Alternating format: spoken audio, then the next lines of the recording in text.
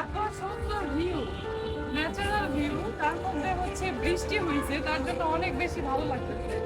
আমরা হচ্ছে একদম রুফটপে ছিলাম, এখন হচ্ছে নিচে নামতেছি।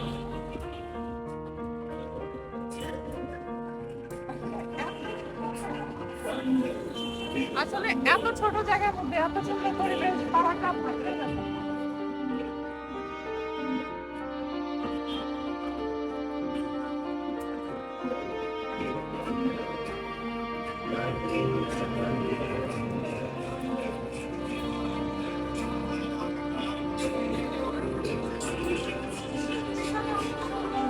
জায়গা আছে, অবশ্য আর যাবো না, বৃষ্টিতে একদম ভিজে গেছি, তার জন্য এবার হচ্ছে ওদের খাওয়া দাওয়ার পালা।